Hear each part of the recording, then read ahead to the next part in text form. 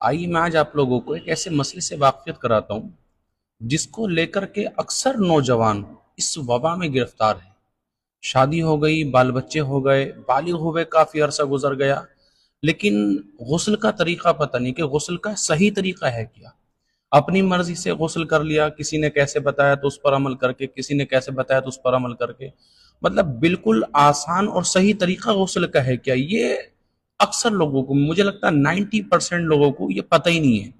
कि गुस्ल का सही तरीका है क्या। आइए आज अब मैं आप लोगों को गुस्ल का सही तरीका बताता हूँ। देखिए, जब आप नापाक हो जाएं किसी भी तरह से और आपको गुस्ल करना हो, तो कोशिश ये करें कि आपके सबके सामने जो है खुलेआम ना नहाएं, गुस्ल खाने में नहाएं। और गुस्ल खाने में आप सारे कपड़े उतार सकते हैं और कुछ कपड़े पहन करके जैसे चाहें वैसे गुस्ल कर सकते हैं, लेकिन जो कपड़ा नापाक है उस कपड़े को पहन करके गुस्ल ना करें बिल्कुल भी। अच्छा, गुस्ल करने के तरीके की बात हम करते हैं। गुस्ल करने जब आप गुस्ल करना शुरू करेंगे तो सबसे पहले इस्तिंजा करेंगे, फिर जहां पर नापाकी लगी हुई है उस नापाकी को आप दूर करेंगे, फिर सही तरीके से अपने हाथों को धोंगे और हाथों को धोने के बाद में जिस तरह से नमाज में वुजू किया जाता है ठीक उसी तरह से वुजू करेंगे। लेकिन इस वुजू में खास तौर पर ख्याल रहे कि जब आप ये वुजू करें तो इस वुजू के करने में आप कुल्ली इस तरह से करें कि आपके दांतों के दरमियान में किसी भी तरह का कोई बोटी का या रोटी का या किसी भी तरह का कोई रेशा बाकी ना रह जाए।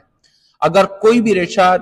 होते हैं कि दांत खुले हुए होते हैं या दांतों में सुराख होते हैं, दांत खोखली होती है, तो उसमें अगर कोई किसी तरह का कोई खाना या कोई रेशा या कोई टुकड़ा या कुछ भी रह गया तो इस सूरत में गुस्ल नहीं होगा। और मुंह के हर कोने तक,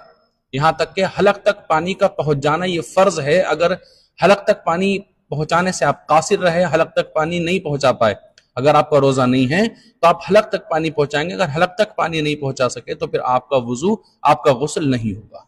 ऐसे ही जब आप नाक में पानी देंगे तो नाक में पानी देते हुए भी आपको इस बात का खास तौर पर ख्याल रखना है कि जब आप नाक में पानी दें तो जो नाक की जो है कच्चा हड्डी होती है, नाक का जो भासा होता है जिसको हम कच्ची हड्डी बोलते हैं,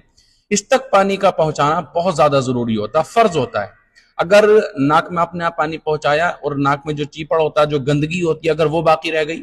या फिर नाक के अंदर जो बाल होते हैं किसी तरह से वो खुश्क रह गए, तो इस सूरत में जो है गुस्ल नहीं होगा, गुस्ल को दोबारा करना फर्ज होगा। ठीक है, ये वुजू करने में खास तौर पर ख्याल रखें। अब आपने नमाज के जैसा वुजू कर लिया,